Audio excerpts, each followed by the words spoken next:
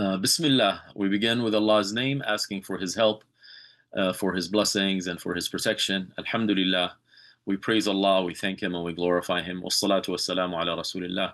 We ask Allah, God Almighty, to bless His messenger, to elevate his mention and rank, and to shower him with protection and grace.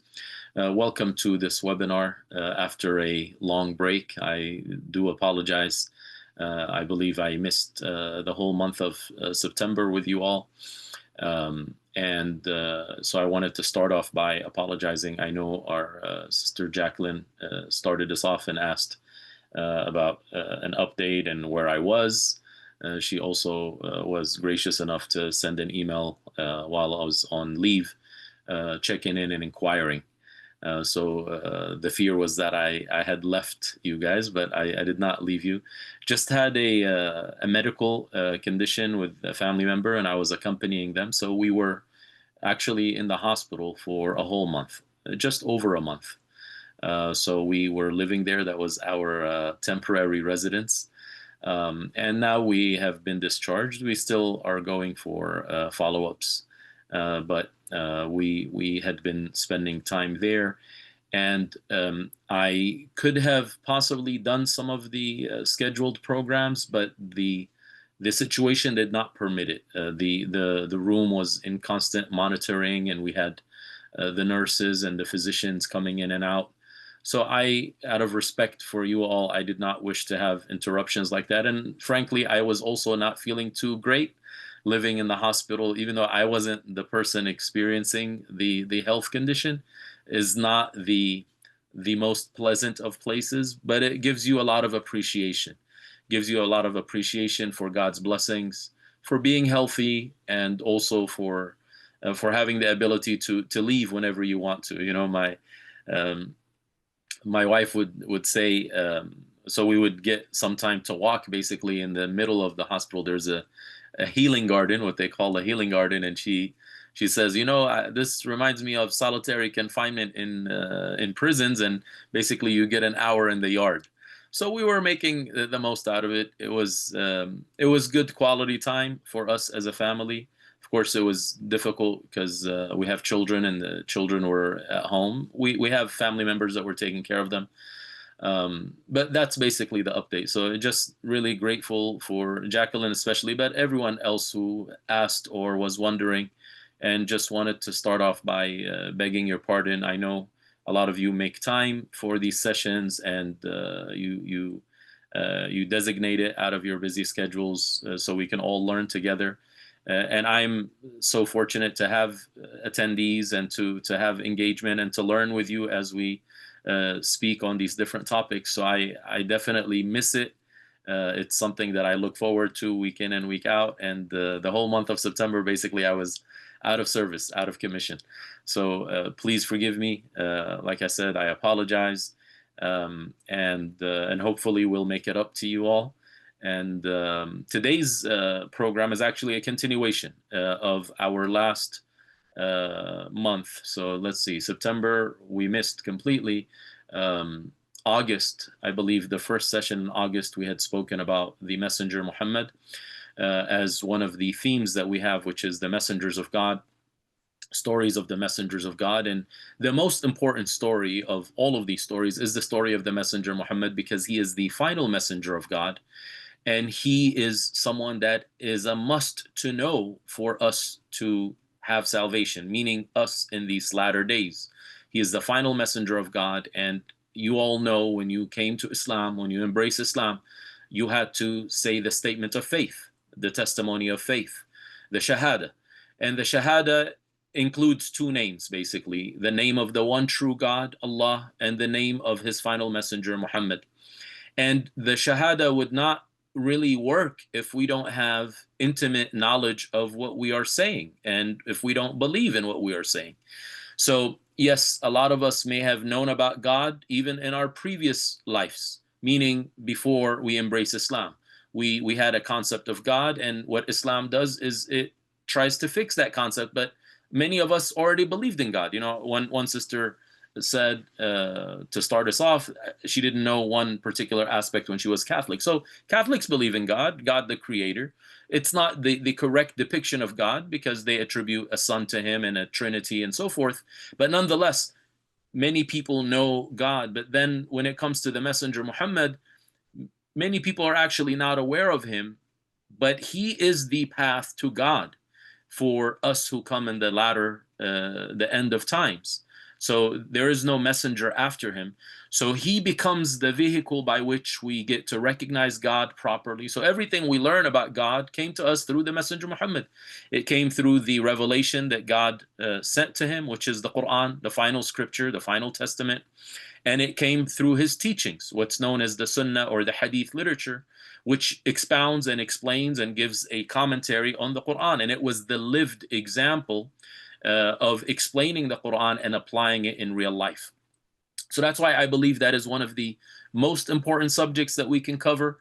And I don't think we cover it enough. And hopefully we will try to make up with that. But I did want to point that out as an introduction to encourage us all to invest time in getting to know Muhammad, God's final messenger. So we had spoken about his early life, which is the Meccan period. So his life is divided into two categories whenever you study his life, very similar to what's known as the order or the chronological history of the Quran's revelation. So the Quran's revelation, it came down over a period of 23 years. Now, the 23-year period of the Quran was the ministry of the Messenger Muhammad. The first 13 years, he was in Mecca. The final 10, he was in Medina. So that's the Meccan era of the Quran and the Medinan era of the Quran. Likewise, his life is divided into these two categories. The Meccan era, which is basically the first 40 years of his life before he was even commissioned. So it just leads up to that, him being prepared and God preparing him and so forth. And then the last, and then 13 years after he gets commissioned and starts his ministry, he's in Mecca, and then he makes the transition to Medina. And this is what we're going to be speaking about today. Now, as I said, this is one of the themes that I focus on. As you all know, we speak on the names of Allah. We typically will have that once a month because it's such an important message to correct our understanding of who God is and to approach him according to the way he wants to be approached, to call onto him with his beautiful names and his attributes. We also speak about different prayers that we are taught, supplications that the Messenger Muhammad taught us, either through the Quran that God himself recorded in the Quran or that the Messenger Muhammad taught in his tradition. We also speak on the stories of the messengers, which is this theme.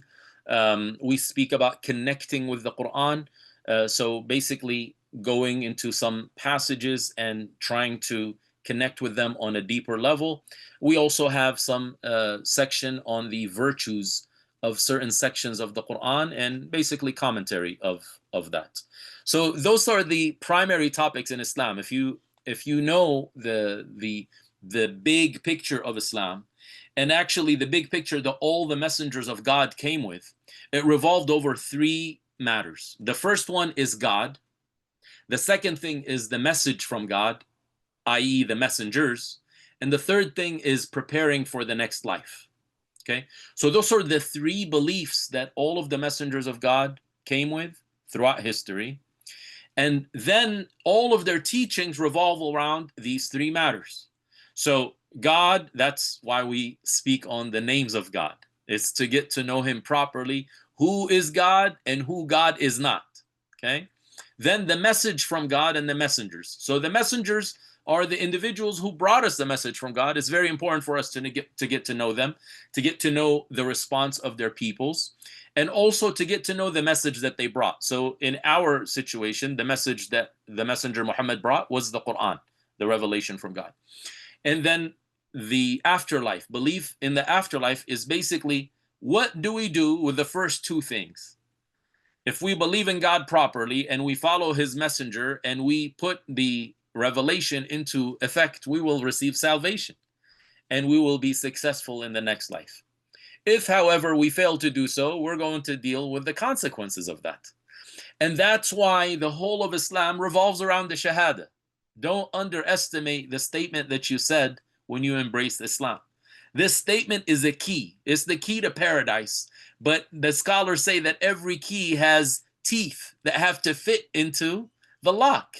So that is why we learn more and we get more in depth. So at a basic level, the statement of faith is, I testify there is no God to be worshipped except the one true God, and I testify that Muhammad is his messenger. But then we get into the deeper meaning of that statement. And basically, that is the tree of Islam. So the foundation is the statement of faith, and then you have all these branches that come out of it. So with that said, that's the intro. I'm going to share the article for today, which is talking about the Messenger Muhammad and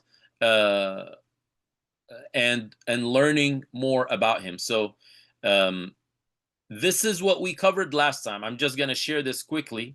What we covered last time was a brief biography of the Messenger Muhammad, part 1 of 2, the Meccan period. So in case you are not with us, I'm going to share this in the chat so you can bookmark it. Okay. Now we have the recording for that lecture, so you just have to go back to the previous lectures and get that recording. Okay, because I shared some material there, so I would highly recommend, if you didn't tune in then, you try to watch that so today's conversation can make more sense to you. Jacqueline, thank you so much for the kind words, and thank you for praying for me and my family. God bless you and your family as well. Okay, so that's last time what we covered, and today we're going to cover this, which is a brief biography of the Messenger Muhammad, specifically the Medina period, okay, or the Medinan period. Let me just make it a bit larger, okay, because we don't need the side here. Okay, so it says as a description, building an Islamic nation. So after preaching for 13 years in Mecca, we're going to see what transpires. Of course, if you were with us again, this is just a continuation. The objectives of today's lecture is to understand how the first Islamic state was established. So one of the things that should scream out to us directly or immediately is the fact that the Messenger Muhammad was not simply a social reformer and a preacher. He did not just preach a word, rather he established a system. He established a system of governance by which the faithful can flourish, because it's not simply about worshiping at an individual level. Islam is not just one individual worshiping God. Basically, that's a monastery, or that's being a monk. You can just establish a building and just dedicate yourself to the worship of God and not engage with the world. Islam is not a monastic lifestyle. Rather, Islam teaches that the whole of this world belongs to God, and wherever you happen to be, as a husband, as a wife, as a father, as a mother, in your work, as a student, as a teacher, whatever you do in life, you have a responsibility to worship God and to be upright in that role. The only way that kind of condition will allow the believers to flourish is if they live under a system that encourages such a lifestyle. And that's why the Messenger Muhammad, after 13 years of having a community which was persecuted due to their faith, which did not have the ability to express themselves and to preach openly, they went through a lot of difficulties. He was to find a place and a location where the faithful can just flourish and there could be an exchange of ideas without any fear of persecution. Okay, so that's the objective of today's lesson. Now, what you're going to notice in these types of lessons is it starts with Arabic terms, which is really nice because we come across a lot of terms and sometimes they just, go over our heads.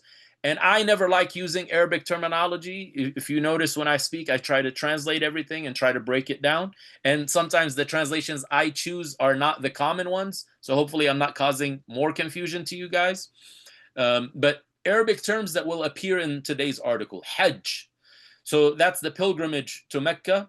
Mecca, of course, is the birthplace of the Messenger Muhammad, but more significantly, it is the location where Abraham had built God's house, known as the Kaaba.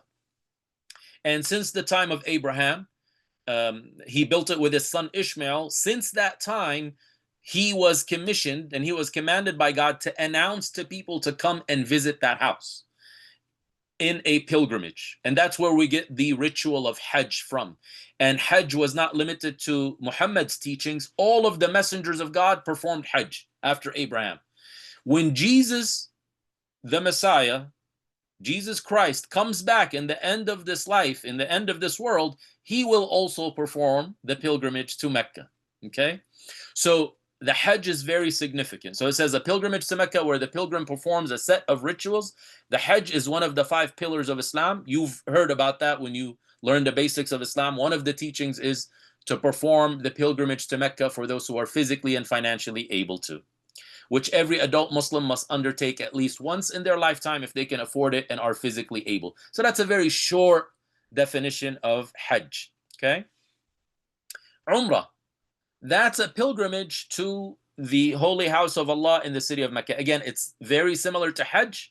The rituals are similar, often referred to as the lesser pilgrimage. It can be performed at any time of the year. So the difference between Hajj and Umrah is that Hajj has a very specific time that it must be performed in, namely the month of the pilgrimage. The last month in the Islamic lunar calendar, the 12th month.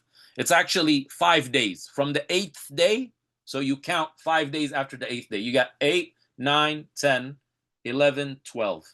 Those are the days of the pilgrimage. You can't perform it now, for example, because you say, you know what, it's cooler right now, it's fall season, it's not that crowded, let me go and perform the pilgrimage. The pilgrimage must be performed in the same month of the pilgrimage every year. So the Umrah, however, is to be performed any time of the year. Okay? So it's called the lesser pilgrimage. It's less of a commitment as in time, because you literally can perform it in an hour, if not less. Okay, all of the rituals of Umrah. But Hajj, it's kind of spread out because you are reliving the difficulties and the challenges that Abraham and his family dealt with that are related to his life story. Hijrah. Hijrah is the act of migration from one place to another. In Islam, the Hijrah refers, capital H, to the Muslims migrating from Mecca to Medina and also marks the beginning of the Islamic calendar. So this is significant. Hijrah is an Arabic word. It just means to migrate from the land that is non-Muslim dominated to the land that is dominated by Islam. That's the technical meaning of Hijrah. Now, when it's the capital H, it refers to an event in the life of the Messenger Muhammad, which we're going to speak about today, wherein there was a physical move and a migration. He left the city of his birth, where he was raised, the city of his ancestors, and he migrates to another city. So that event in the life of the Messenger Muhammad, so this is after 13 years of his ministry, God commands him to migrate. That is known as the Hijrah with the capital H. Okay. Also, the Islamic calendar is known as the Hijri calendar because it actually goes to that event. So the history of Islam, whenever you look at the Islamic calendar, so we are currently in the year 1447 after Hijrah. 1447. So 1447 is after the migration of the Messenger Muhammad. It's not his birth. It's not the beginning of his ministry. It is rather the migration, which signals the establishment of Islam as a system. And that's why it was so significant. Because yes, his birth was important. Yes, him being commissioned was important. But those were precursors to establishing the system of Islam in the land and allowing the believers to have a flourishing life and then to spread the message of Islam across the globe. It started after the Hijrah, as you're going to see in today's conversation. Muhajirun. So muhajirun are the individuals who migrate, those who migrate. More specifically, it usually refers to those who migrated from Mecca to Medina. So in the early time period of Islam, again, if you haven't heard me say this, you guys are not the first converts to Islam. You may be the first converts in your family, but the first converts to Islam were the original disciples of the Messenger Muhammad. They were all converts too, for the most part, except the young ones who were born into Muslim families. But the Messenger Muhammad was the first Muslim in his area, and he started preaching the message of God to his people. So they were all converts. But that early Muslim community is typically divided into two groups of people. The Muslims who embrace Islam in Mecca, and then they stayed with the Messenger Muhammad. Some of them died within that 13-year period because of the persecution. They migrate with him to Medina. So whoever made that whole journey was Muslim in Mecca and then migrated with the Messenger Muhammad. They have a specific title. That title is Muhajirun. So again, I hope you can make those connections. It means they were the migrants. And this word is mentioned in the Quran, by the way. Every word we've covered today, the terms that have been mentioned so far, they're all in the Quran, okay?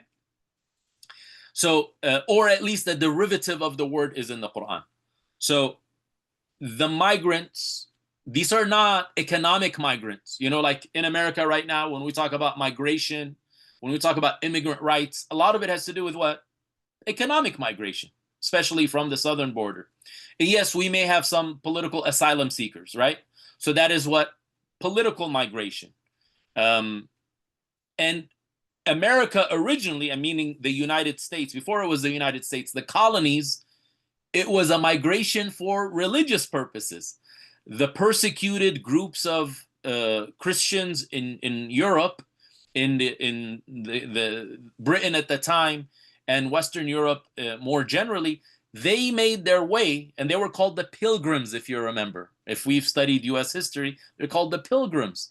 And these were persecuted communities that were fed up with the wars that were happening in Europe, and they wanted to establish God's kingdom on earth, basically, and they migrate here out west, and they established the original colonies. And that's why there was a lot of religious undertones to the history of the establishment of this country from the times of the colonies, of course. So when the Catholics came, the Spaniards initially, they established missions, and they wanted to spread the gospel to the indigenous populations. And that's usually on the West Coast, of course. But on the East Coast, especially New England, those were the Puritans, and those were the Quakers, and those different groups that came. So that was a religious migration. Okay, so I want you to consider that. Because you can use that word, for example, for the Pilgrims. You can say they were Muhajirun as well. They're not the Muslim Muhajirun at the time of the Messenger Muhammad. Okay, but I want you to make those connections. So people who migrate due to facing religious persecution, and they want to go to another land where they're able to practice their faith freely without interference of the powers that be. In fact, they wanted to establish their own colonies. Okay, that's why I'm connecting it to that. One of the things, for example, you notice in New England, one of the original colonies was called Providence. Providence is still a city, Providence, Rhode Island. Providence has to do with the decree of God.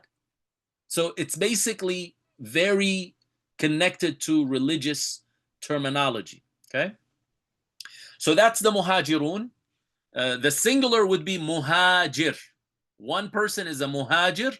The plural is Muhajirun. Okay. Then you have the other word Ansar. Ansar is the plural, and it refers to the helpers. Singular would be Ansari. Okay, one Ansari. And then Ansar is the plural. The people of Medina who opened their homes, their lives, and city to the Messenger Muhammad and his followers from Mecca. So these were the converts who converted to Islam from outside of Mecca. They were in a city in the north of Mecca, as we're going to read later. And they basically made an offer to the Messenger Muhammad. They're like, no one is giving you support. We will give you support. We will give you asylum. You come and migrate to our city, and we will support you and support your cause and support the people with you. So the migrants that came, they didn't come basically to occupy and to colonize. That's the difference. Okay?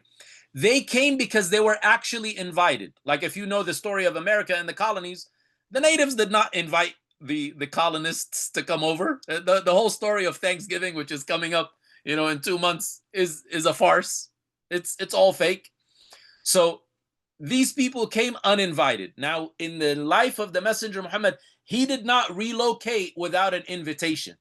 He actually was preaching to the different tribes, waiting for someone to say, I will support your cause, come on over, and to have an official invitation. So look, you guys were wondering about me, right? You asked how I was doing, and that's not necessarily an official invitation. I definitely appreciate it. You care for me. I can't just knock on your door and say, hey, I heard you were wondering about me, and if I'm leaving you, no, I'm not leaving you, I'm moving into your house, right? That would not necessarily be appropriate. Definitely not appropriate. But if you invite someone to your house and you say, I'm going to support your cause, I'm going to open my house and my life and my city to you, then that's a different story altogether. So that's the story of the migration in Islam. It's a very significant thing to consider. So it wasn't just typical migration in the sense of, oh, we just want an opportunity. We're just going to go somewhere. We're going to settle in and we're just going to open our own shop. No, these people were invited to a pre-existing settlement. The settlers that were there, the residents, the indigenous people of the city, opened their homes, and you're going to learn about true Islamic brotherhood. And this actually is where we fail in our community today, because many new Muslims actually know about the story, or they hear about the story of the level of brotherhood between the believers in the early days, and they expect that when I embrace Islam, that's how people are going to treat me. They're just going to take me in fully. They're going to embrace me. They're going to bring me into their families, bring me into their homes. And unfortunately, because we don't have the system in order, we're really lacking in a lot of these departments. But it's important for us to know how it was originally. So this is the original story of the Brotherhood of Islam, the fraternity of Islam, which is you actually take care of the new Muslims, especially the ones who don't have resources. So these migrants, they had to leave all their wealth behind. Some of them were wealthy people, but they couldn't bring anything with them. They had to leave everything behind. So they were starting from zero, sometimes starting below zero. So as you all know, you need a lot of help to get on your feet. Especially you're in a new place, you don't know the people, you don't know the system, and so forth. Okay? All right, so now let's get started. So these are the terms that are going to appear today. The city of Yathrib. Okay, so that's what we start with. The city of Yathrib, more than 200 miles north of Mecca, was in need of a strong leader, and a delegation from Yathrib invited the Messenger Muhammad to settle with them. Okay, so just so you know a little bit about the history there. Yathrib was the historic name of this town. Okay? We no longer call it by that name. It actually changes after the event of the migration of the Messenger Muhammad. The location is 200 miles north of Mecca. So we're talking about halfway, basically, almost halfway, or a third of the way, all the way up to Jerusalem. So it's closer to, at that time, what was under the Byzantine or the Eastern Roman Empire. Okay?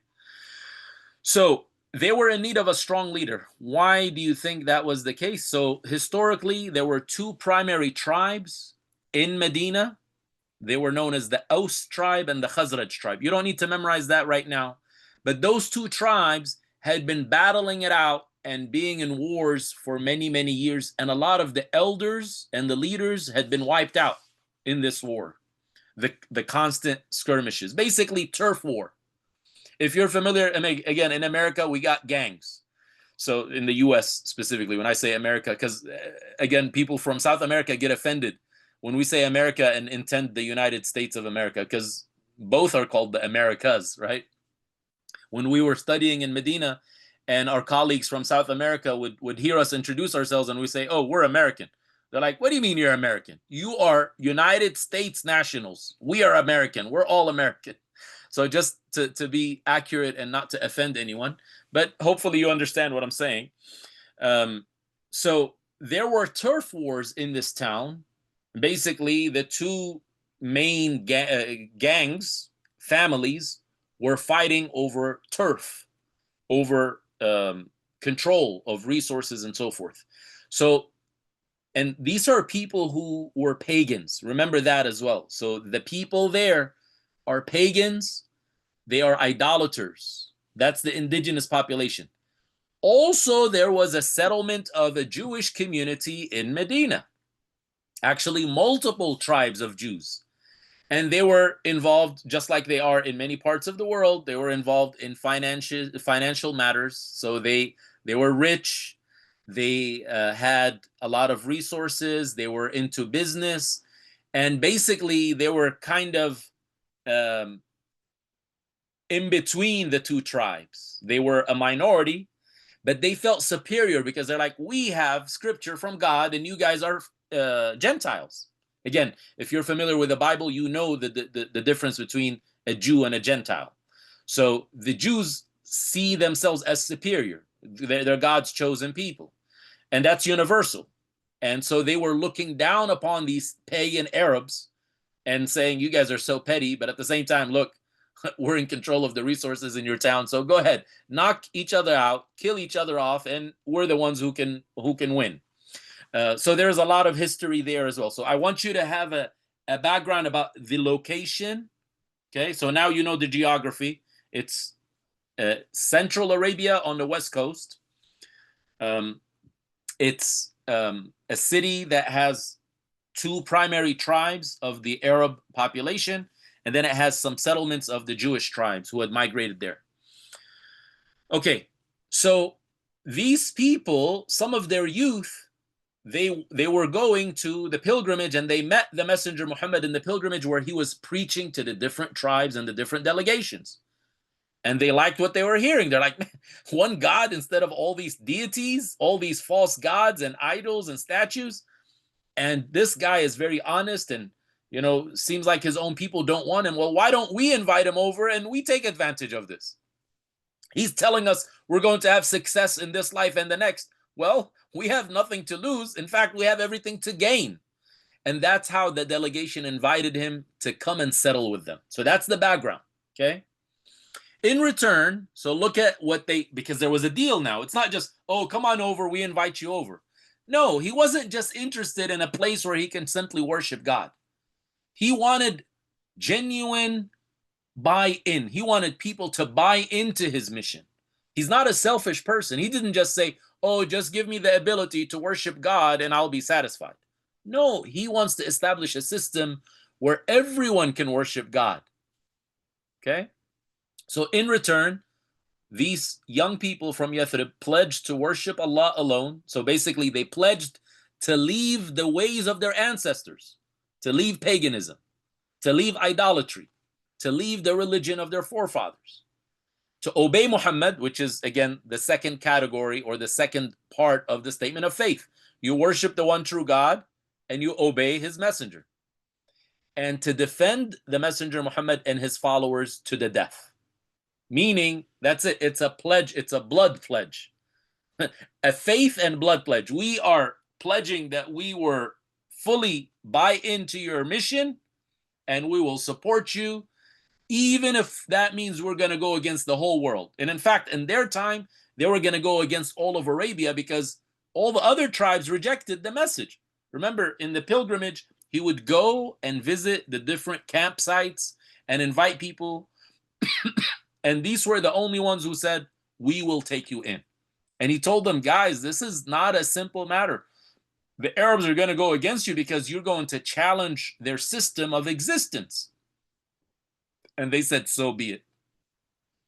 And that's why those people were so special. Those early Muslims, the early converts to Islam, made a lot of sacrifice. So yes, we talk about the fraternity of Islam, but it wasn't a walk in the park. And before the Fraternity of Islam, the Muslims who became Muslim in Mecca for 13 years, the persecution they went through, we can't even imagine that. Okay? I mean, right now we just are witnessing the genocide that's taking place in Gaza, right? Well, that's what was happening to the Muslims in Mecca for these 13 years. In fact, they were under an economic embargo for 3 years, right before the migration. That was one of the reasons why the Messenger Muhammad was commanded to migrate, because that was it. There was no room to remain in that place. Okay? All right. With this, the Messenger Muhammad, may Allah's blessings and protection be with him, made plans to escape to Yathrib. The word chosen, escape, I think is very important, because he was a wanted man. He was basically a fugitive in his own city. They wanted to kill him, especially after his support died, which was his uncle Abu Talib, if you were with us in our last session. So his support, which is his tribal backing, was gone. So now basically he's on his own. He's vulnerable. So he needed to escape this condition in this situation. How did the migration happen? Did they all go all at once? No. And this is why, again, it's very important. Like when you hear about migrant stories, for the believer, you should connect it to things from the stories of the righteous in history. Today we hear about the migrant stories, and a lot of them are tragic stories. You know, like a lot of them die crossing the border through the river, right? Like the Rio Grande in Texas. I think that's what it's called, or Rio Grande, depending on who you are and how you pronounce it. There is a lot of difficulties that has to do with migration, right? So look at how they were leaving. They did not leave all at once in big groups. The Muslims left in small groups or individually, and the Meccans realized the futility of trying to stop them all. So there was so many different stories. Some of them, Muslims were stronger than others. They had stronger family, clan ties, and they were able to leave without basically a fight. Others, it was very difficult for them to leave. They were banned from leaving. They tried to leave and they would not let them go.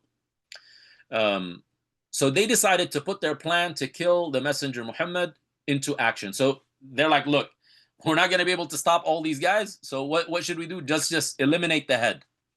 The tribes of Mecca agreed to act as one and assassinate Muhammad while he was sleeping. That was the plan that they plotted.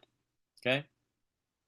They plotted, they're like, look, we got a problem because he comes from one of the prominent clans in Mecca, but what we're going to do is we're going to ask for a volunteer from each one of the clans that make up the tribe of Quraysh to participate in the assassination, and this way they can't fight everybody.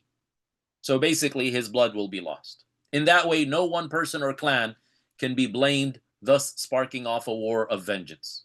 So that was their demonic plan. Let's assassinate this man who's claiming to be the messenger of God. The plan was sabotaged by divine intervention. So Allah did not allow their plan to succeed. So Allah thwarted their plan, basically. Allah informed his messenger of the danger and ordered him to secretly leave Mecca and head to the city of Yathrib. Everything in the migration was actually instructed and revealed to the Messenger Muhammad. And you see the planning that went through it. And I speak about this at length in some of the lectures that I've given. So I'm going to give you that reference. It's actually the last few episodes of the series that's titled Building the Foundation. So it talks about the migration journey itself. The Messenger Muhammad and his close friend Abu Bakr left Mecca under the cover of darkness and sought refuge in a cave. Okay, so Abu Bakr is a very significant individual because he was the first adult convert to Islam from the males. He was the closest friend and disciple of the Messenger Muhammad. And after the passing of the Messenger Muhammad, he actually takes over the leadership of the Muslim community. So he's known as the first caliph of Islam. Caliph literally means the successor in leadership. So he was the first successor of leadership after the Messenger Muhammad. He also was the father-in-law of the Messenger Muhammad. So he is the father of the youngest wife of the Messenger Muhammad, known as Aisha. Aisha, of course, is someone that we are all indebted for because she becomes a reference point of recording a lot of the teachings of the Messenger Muhammad, especially the domestic life of the Messenger Muhammad, to know how he was as a man, not in public, but in private, how he was with his family, with his wives, with his children, with his servants, with everyone who would visit him, again, not in public, but in private. So Aisha is known as the daughter of Abu Bakr. So Abu Bakr is very significant.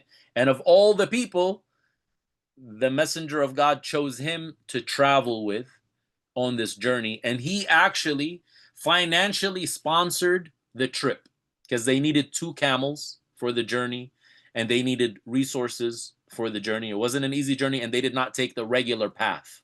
And that's why it says in the beginning here, it says, they left Mecca under the cover of darkness. So I want you to imagine this. Mecca is here, Medina is north, but when they left Mecca, they wanted to basically have a decoy. So what they did, instead of going north, they went south.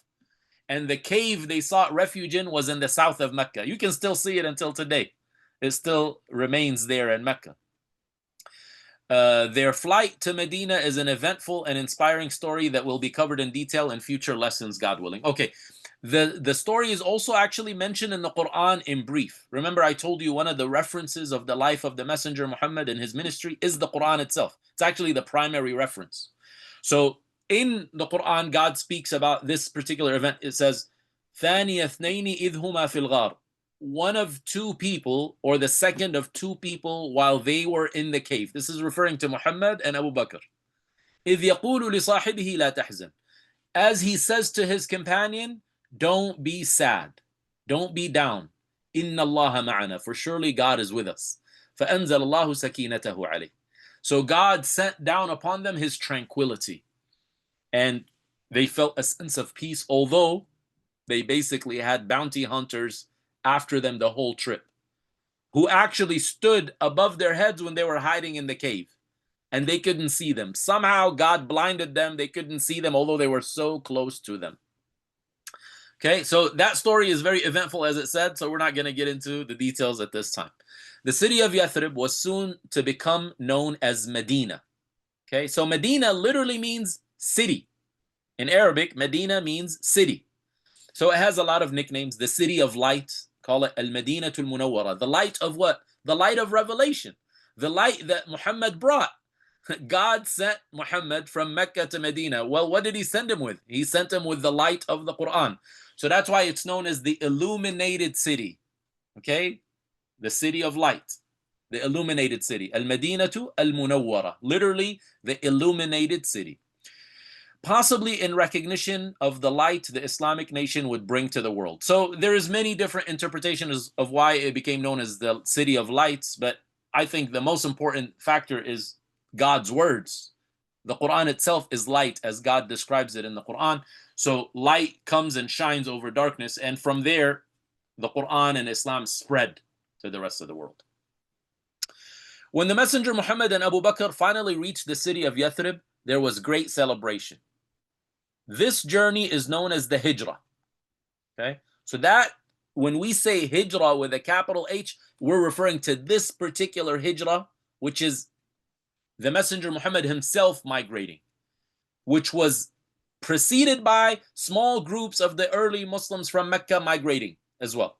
Okay, but when we say Hijrah, capital H, it refers to this particular event, and marks the beginning of the Islamic calendar. So when the Islamic calendar, and we have some ebooks and blogs on the Islamic calendar, when you read the history of how did the Islamic calendar come about, it was this particular event. I hope now things start making more sense, because I know that, you know, there's so much information as you embrace Islam, and a lot of times you don't get adequate explanation. So hopefully you're starting to connect the dots. Okay. Many of the inhabitants of Yathrib had already converted to Islam, and the Messenger Muhammad paired the men of Medina with men who had traveled from Mecca in a bond of brotherhood. Okay, so they were already converts to Islam. Remember, we said there was a delegation of young men who went to Mecca for the pilgrimage. They had some women with them too. They embraced Islam. They accepted the message of Muhammad, and they invited him over. And they did this over 2 years, by the way. It wasn't just one time. They did it over a period of time. And in between, in the interim, the Messenger Muhammad sent with them some of his most trusted disciples to teach in Medina before he even arrives. So the first teacher that went to Medina was known as Mus'ab ibn Umair. You may have heard this name. He was commissioned by the Messenger Muhammad to go to Medina and establish schools to teach Quran, basically. And this is how Islam spread in Medina without the Messenger Muhammad directly having been there. So basically, he sent a messenger to represent him. He sent an ambassador to represent him, but not a political ambassador. He sent a spiritual ambassador to represent his cause and to preach in Medina. And many of the inhabitants of Medina became Muslim without seeing Muhammad. So they've just heard about him and they're like, you know what? We agree with this message. We embrace this message. Okay. So there was already work taking place in preparation for the coming of the Messenger Muhammad. It wasn't just him preparing himself for the journey. There was other type of preparation that was taking place within the city of Medina. Every family had converts to Islam. So Islam was not a stranger now. When the messenger comes, everybody's like, yeah, we want him to be in leadership. Okay. Although they hadn't seen him, but they know everything about his message because he had selected one of his best and brightest students from Mecca named Mus'ab to represent him. And there was others with him as well. So this is a very important lesson, which is converts teaching other converts and basically taking ownership of Islam and not simply just waiting for somebody else to do the teaching, but being trained properly. That's the key. The key is get trained properly, and then you become a teacher of other converts because you know their experience and you can relate to them, but you also have been trained correctly. So you're not going to lead them astray. And that's what we have in that particular story. So the Messenger Muhammad paired the believers who migrated with the helpers of Medina. He basically would give them a partnership or a bond of brotherhood and would say, you are the brother of so-and-so, which means he shares everything with you. He shares his resources with you because the guys or the people coming from Mecca didn't have anything. So basically, how are we going to fix this situation? Well, every family basically takes in a family. I mean, look, when we look at the migration crisis, if people were God-fearing, that's how you would fix the migration crisis. And that's how it's supposed to be, actually. When you look into the migration law, it speaks about sponsoring families, right? Like you just don't show up to the border. You got to have a sponsor if you go through the legal avenues of migration or immigration, right? And what do the sponsors do? The sponsors, they take you in and they take care of you. They take you to different departments of government to get your paperwork done and so forth, right? So the same thing here, they took them in. And this was called the bond of brotherhood. So this was the first thing that he establishes the bonds of brotherhood between the believers, those who migrated and those who were already there, the supporters or the helpers. Let me just check this message. Yeah, like the Palestinians took in the Jews and then look what happened. Yeah, unfortunately. Yes.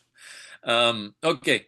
This was a perfect example of the great Islamic code, recognizing every Muslim as one's own brother or sister being put into practice. So again, unfortunately, we don't see enough of that, but some of us as converts do witness that, actually. So I don't just want to paint a bleak picture, but in the time of the messenger, that was the norm. That wasn't the exception to the rule. Today, we do have some families. Some of my teachers, they would take the converts in and they would bring them into their families. You know, we've tried doing that with some of the people in our area. I would love to do it for more people, but I'm limited in resources.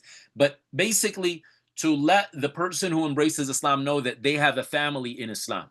Because when you're coming to Islam, you're losing your family, basically. Even if you have great relationships with them, there's a lot of bonding that can't take place because they don't worship the same God. They don't worship him the same way, right? Whatever the Muslims of Medina had, they shared it happily with the immigrants, the people of Mecca. During the second year of the Hijrah, the Messenger Muhammad drew up a document known as the Constitution of Medina. It defined the relationship between the various groups in the first Islamic community by integrating tribal groups and various social and economic classes.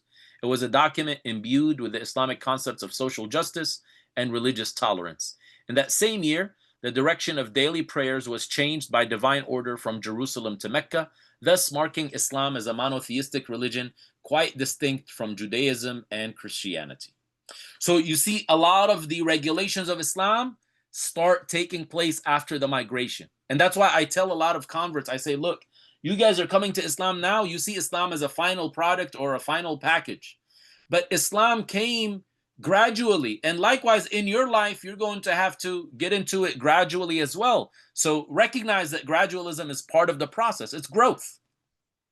So you see, once the system was established, he establishes a constitution.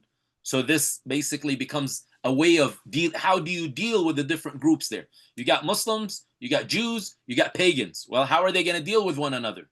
How are we going to spread the resources of society? Of course, the Muslims were the ones in charge. That was very clear.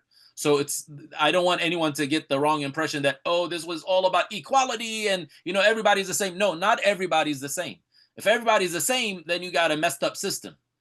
You can't have basically people who don't fear God being treated as ones who do fear God. It doesn't work that way. It's not right.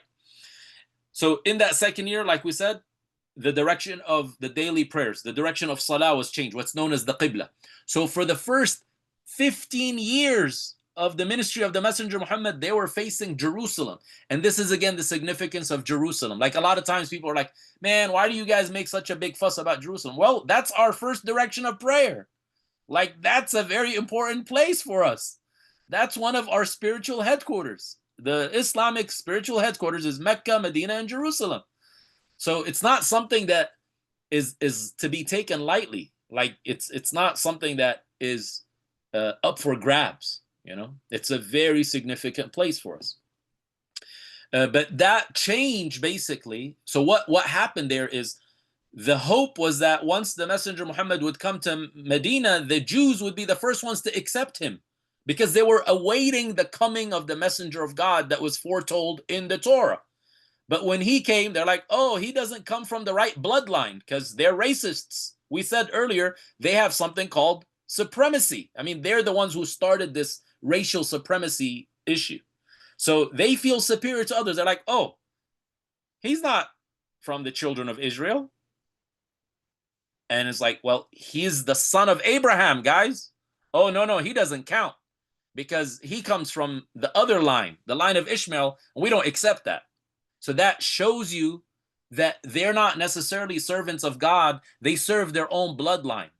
They have DNA supremacy as opposed to believing in the one true God and following his commandments. So that's why they rejected the Messenger Muhammad. So when he first came, he actually thought these would be the first, and Allah mentions this in the Quran.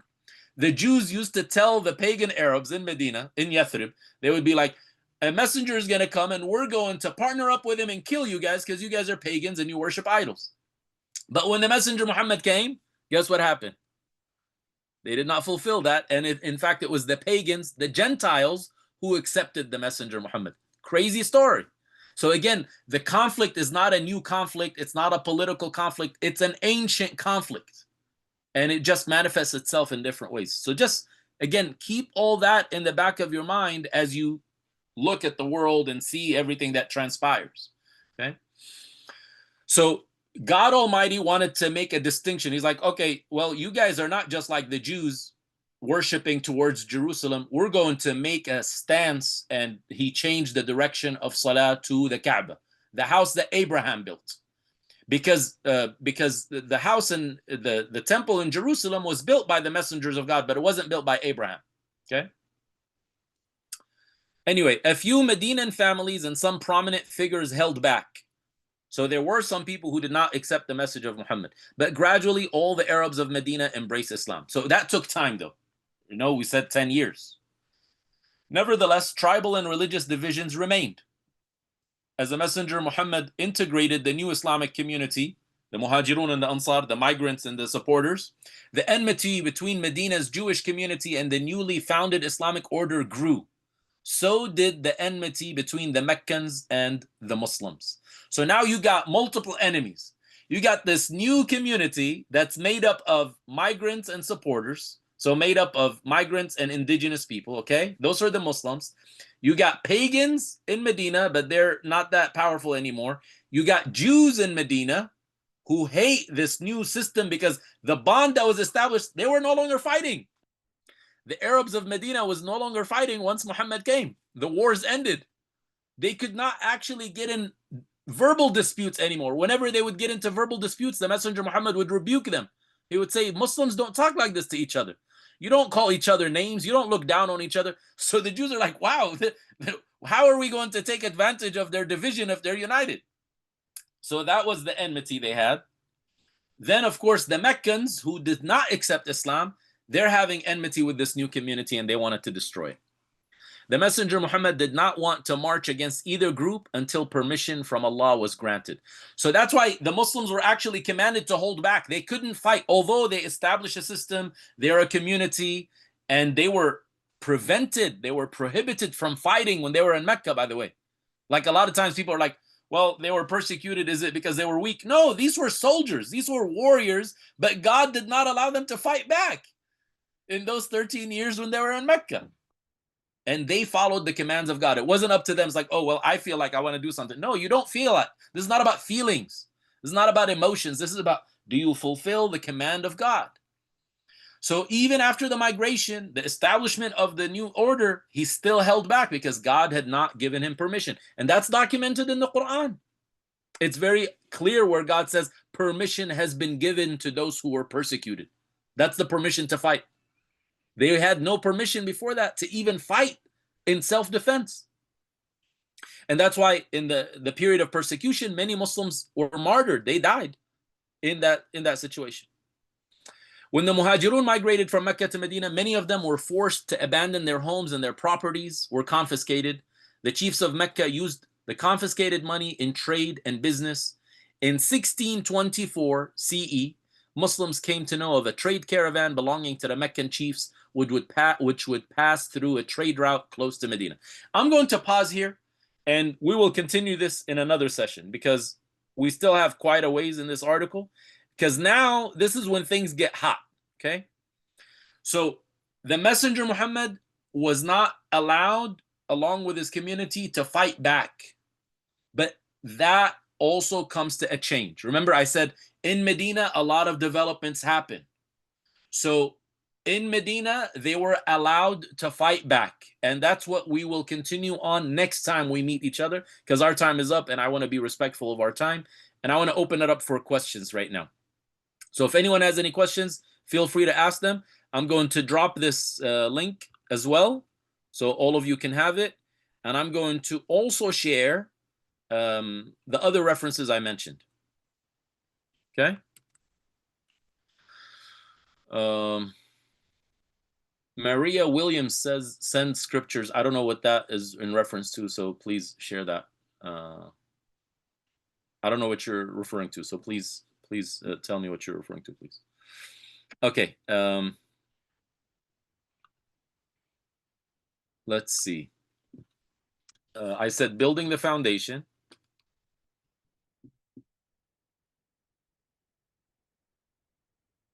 Hopefully I can find it quickly for you guys. So I had made reference to this before. So it's a series of 36 episodes speaking about the Meccan period of the life of the Messenger Muhammad, okay? But so I'm going to share the whole playlist, but specifically I want you to focus on the migration because that's what we talked about today. Okay? Maria Williams, I really don't understand verses for protection and faith. Is that okay for you? I don't know what that is referring to. I'm sorry. I can unmute your mic and you can ask the question if you don't want to type it out. Okay, so just give me a second.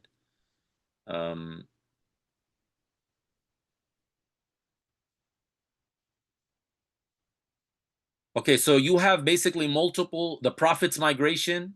There was the assassination conference. So there is a lot of stuff. Lessons from the Pledge of Allegiance and Support, Islam's ambassador. So Islam enters Medina, sharing Islam with Arabian tribes. Okay, so basically from part 24, from 24 to 36, that's all talking about what we spoke about today. Okay? So from 24 in this playlist, go from 24 to 26. Jacqueline says, I thought they can fight back during wartime. So that's coming in the next session that we talk about. Okay. Let's see. What else did I want to give you as a resource? I think one of you needs their mic unmuted, which is Maria. Let's see, where's Maria Williams? Okay, now I'm unmuting it, so go ahead. I'm Maria. I wanted to introduce myself to you. I just wanted to, like verses. That's what I meant, like scriptures and stuff. You could send it to my email, and I leave you my email in the chat. I don't understand scriptures about what exactly. Like protection, faith, like stuff like that. Like encouragement, like stuff like that. Okay, Like so hope. what I recommend is you send an email with your Yes. request. Right. I'll send you the email that you should write to, and Right. inshallah, God willing, we will send a response back to that. Okay. Thank you. Help desk at New Muslim Academy.org. Okay. Help desk at newmuslimacademy.org. Whoever has any questions, feel free to email that, and hopefully we'll get you a response to that.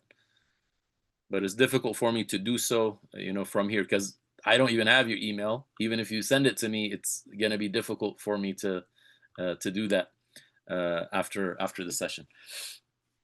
So, any other questions about today's subject? So again, today was a continuation of what we mentioned last time. Last time was an intro to the life of the Messenger Muhammad, and today was a continuation. We spoke about the migration mainly, and now after the migration, Islam is getting established as an order, as a system in the land. So a lot of the regulations of Islam now come in the Quran. And that's why, again, when we study the Quran, there is a big difference between studying early Quran. So early Quran spoke about basically the afterlife. It spoke about heaven and hell. It spoke about God Almighty. It spoke about the stories of the messengers. That's what the early Quran spoke about. There weren't many regulations in the early Quran other than shun idolatry, don't worship false gods, and obey the messenger. After the migration to Medina, why is it so significant? A lot of the regulations now become part of it. So fasting the month of Ramadan, that comes after the migration.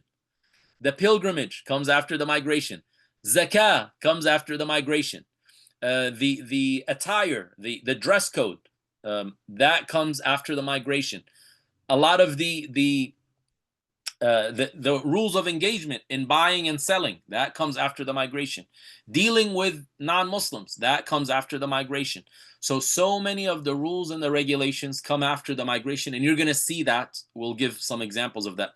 But the most significant one that we stopped on was the permission from God for the believers to fight back.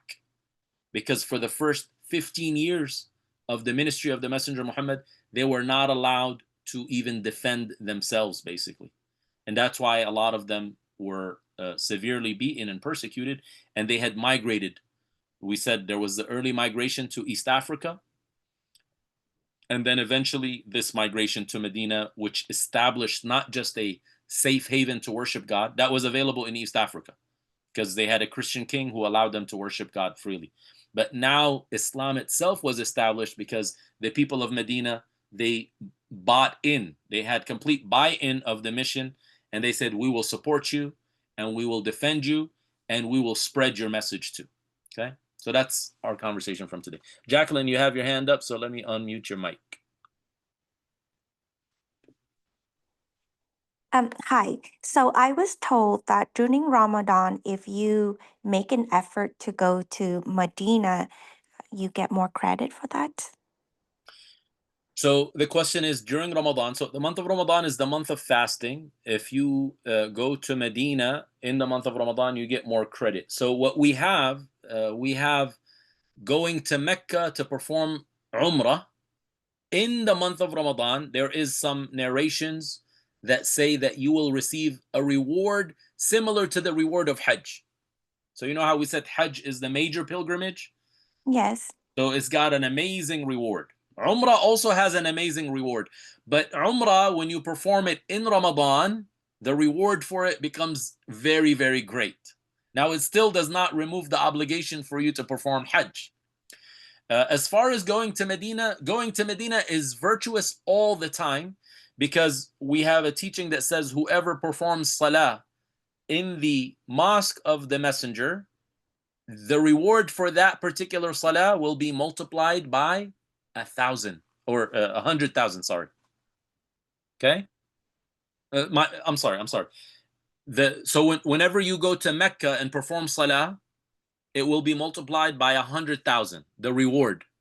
Okay, so it's a very special place to perform Salah in.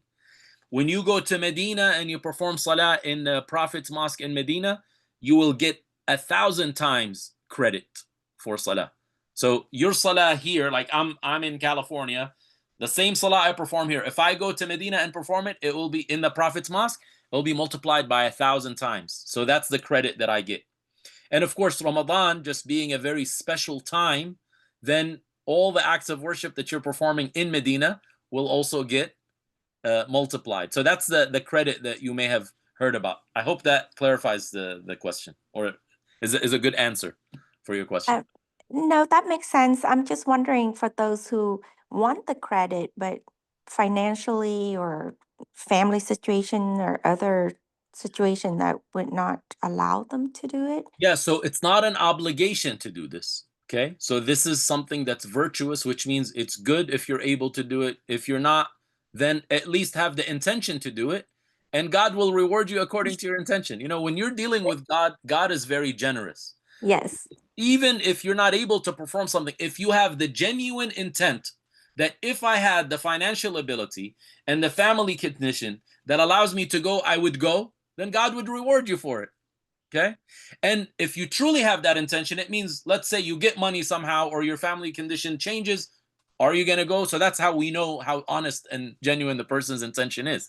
But yeah, it's not an obligation to do this. So the obligation for every Muslim is once in their lifetime to go to Mecca for the pilgrimage. Okay. Going to Medina is not an obligation, but it's a great place to be in. I said earlier, it's the spiritual headquarters for us as Muslims. I was blessed to live in Medina for over 10 years. And to me, it's the best place on earth. I mean, I would love to be there. But it's not an obligation to go there. But it is very good for you. It's very good for your heart. You actually get to be in the place where the early Muslim community lived, where Islam was established. So the feeling is just unmatched, and it doesn't matter how much I describe it to you, it's not going to do it justice. But it's not an obligation. What does that mean? It's not an obligation. Anything that's an obligation, it means if we don't do it, we would be incurring sin with God. So God does not make anything obligation on us that we cannot do. The obligations are all within our ability to perform. All the obligations in Islam are within our ability to perform. Anything that's beyond our ability is considered a good deed, but it's not a requirement. Okay? So going to Medina is a good deed. It's not a requirement. Going to Jerusalem is a good deed. It's not a requirement. You know, when you pray in the mosque in Jerusalem, it's also multiplied 250 times, according to some narrations. So that's a beautiful place. I've never been there. I would love to go there, but as you guys know, it's not the most friendly place because we have an occupation there that is not very friendly towards the believers, right? If you're a Zionist who wants to go on religious tour, they will open the doors for you. But if you happen to be Muslim and they think that, you know, you're somehow a danger to their whatever, then they're going to give you a difficult time. So I've never been there. I would love to go there, but it's out of my ability. Why? Due to political reasons. You know, so even though I would love to be there, I'm not able to, or at least I don't feel comfortable going there in the current circumstance. We pray that God liberates that land so we can all have an opportunity to go and pray there.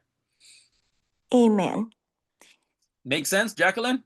Yes, but I think it's time for us to have a classroom field trip, yes? Classroom field trip. You know what? I'm going To to bring that. Medina. I'm going to bring that up to our team. And we've actually been thinking about that for a long time, about making a trip for the New Muslim Academy students to go to Mecca and Medina in the company of the teachers. And, Yes. and so I would love that. And of course, I think just for reality's sake is, I think they want like the students who have performed the best and stuff like that. And I'll vouch for people whenever that opportunity comes. But we have been discussing that, but it's an issue of, again, making sure we have the resources, because anything like that would be sponsored, by the way. Like, you wouldn't actually have to pay anything. So we need to secure funds to know what type of budget we're looking into, especially that we have people coming all the way from America. Um, so anyway, we are hopeful that something like that will happen. I will remind the team before you even mention it. Like, our team has been thinking about this. This is one of the goals that we have an opportunity to invite some of the students from NMA with the company of the teachers, because you guys already know us somehow virtually. And then we perform a Umrah together and we go to these sacred places together. So pray that that happens, that Allah facilitates that for us. Inshallah. That would be amazing, and I would be more than happy to put in my share of contribution and plus. Allah So, reward you. Allah reward you and accept from you. So I appreciate the idea. And like I said, I will forward it to our team. And by the way, any feedback that you have like this, send it to help desk, send it to the team, so we can know what you guys want. You know how I usually will solicit that feedback and say, tell me how I'm doing in the lectures. Am I confusing you or am I helping you? So the same thing here. What else would you like us to do? If we're able to do it, we'll try, but you have nothing to lose by mentioning or suggesting things. So keep suggestions coming, and let us know how else we can serve you. okay, I'll put in my request for having your class twice a week then. Okay. May Allah bless you. Thank you so much, Sister Jacqueline, Okay, to all the thank attendees. you. May Allah bless you. I hope I shared all the resources that were mentioned in the class, and that we didn't miss any of them. Until next time. So hopefully, if God allows me, I will be seeing you twice more this month. So the next 2 Wednesdays. And I also actually wanted to share some good news. I finally started a local New Muslim Academy class in one of the mosques. So I've encouraged all of the attendees there to sign up with us. So hopefully some of them will be some of the new students that we have. But unfortunately, as soon as we started, that actually is when we got admitted to the hospital the next day. So like I started the class, I believe September 7th, Sunday, September 7th. And we were admitted to the hospital September 8th. So unfortunately, I haven't had the class since. Hopefully, I'll make it up to them as well. But I just wanted to share that good news with you, because there is a big difference between the online class and the in-person class. And I was always hoping that we can try our best to bring both together. And that's why I like to also connect you to local resources that you have that would be conducive to your growth as well. So that's another thing that I always encourage you. Let us know where you're at. If I know people there that I can connect you with, hopefully you can have a positive experience in physical community as well. Okay, with that said, we'll conclude today's lecture. Subhanakallahumma wa bihamdik, ashhadu an la ilaha illa anta, astaghfiruka wa atubu ilaik. This is called the prayer for closing off any gathering. It's expiation, asking God for forgiveness. So God, you're far above any imperfection. We testify that you're the only one deserving of worship. We praise you, we glorify you, we thank you. We seek your forgiveness, and we repent to you. Until next time, assalamu alaikum, take care, and I look forward to seeing you all next week.